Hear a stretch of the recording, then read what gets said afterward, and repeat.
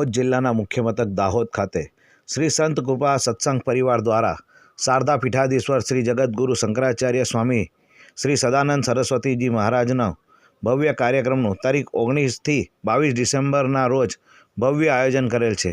તેમાં સૌ નગરજનોએ લાભ લેવો। આ ભવ્ય કાર્યક્રમની રૂપરેખામાં દેખવા જઈએ તો તારીખ 19 ડિસેમ્બરના રોજ સાંજે 4:30 કલાકે સ્વામીશ્રીનું આગમન થવાનું છે। તે સમયે તેઓને બાઇક અને કાર રેલી દ્વારા તેઓનું ભવ્ય સ્વાગત કરવામાં આવશે તથા તારીખ 20 ડિસેમ્બરના રોજ મીરાખેડી ખાતે ભીલ સેવા મંડળ આશ્રમ શાળામાં સવારે 10 વાગ્યાથી 12 વાગ્યા સુધી તેઓનું પ્રવચન છે તથા તે જ દિવસે સાંજે સંત કૃપા ભવન પડાવ ખાતે બપોરના 4 વાગ્યાથી સાંજના 6 કલાકે જિલ્લાના સંતો સાથે સત્સંગ કાર્યક્રમ અને તારીખ 21 ડિસેમ્બરના રોજ નગરાળા મુકામે જીપી ધાનકા સંચાલિત આશ્રમ શાળામાં પ્રવચનનો કાર્યક્રમ સવારે 10 વાગ્યાથી 12 વાગ્યા સુધી રાખેલ છે તથા તે જ દિવસે સાંજે સંત કૃપા ભવન ખાતે સમગ્ર દાહોદના નગરજનો માટે આશીર્વાદનો કાર્યક્રમ રાખેલ છે તથા તારીખ 22 ડિસેમ્બરના રોજ દેવધા ખાતે પૂજ્ય શ્રી ગંગુ મહારાજના આશ્રમે આશીર્વાદ કાર્યક્રમનું આયોજન મંડળ દ્વારા કરવામાં આવેલ છે। श्री संत कृपा सत्संग परिवार सेवा ट्रस्ट दाहोद तथा राम रोटी मंडल द्वारका पीठना पीठाधीश्वर श्री शंकराचार्य श्री सदानंद सरस्वती जी महाराज 19મી તારીખે સાંજે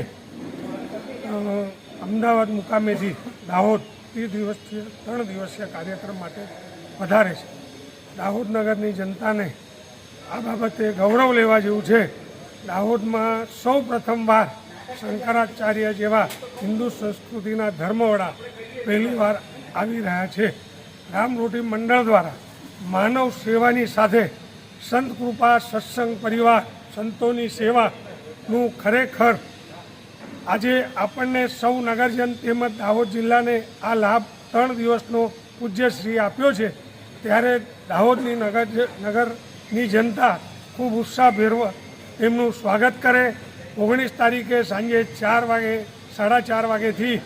રેલીનું આયોજન આપણે કરેલું છે। સ્કૂટર રેલી, કાર રેલી સાથે જોડાઈ અને દાહોદ નગરમાં જ્યારે પ્રથમવાર શંકરાચાર્યજી પધારી રહ્યા છે ત્યારે સંત કૃપા સત્સંગ પરિવાર તથા રામ રોટી મંડળ વતી નગરજનો તેમજ દાહોદ જિલ્લાની સમસ્ત પ્રજાને હું મંડળ વતી વિનંતી કરું છું કે સૌએ આવો ઉત્સવ ઉજવી અને ધર્મપ્રેમી જનતાઓએ તેમના દર્શનનો, તેમની પાદુકા પૂજનનો તેમજ તેમના સત્સંગનો લાભ લેવા ઉમળકાભેર સ્વાગત કરી અને સૌ જનતા લાભ લે એવી મંડળ વતી હું સૌ નગરજનો અને જિલ્લાની પ્રજાને વિનંતી કરું છું।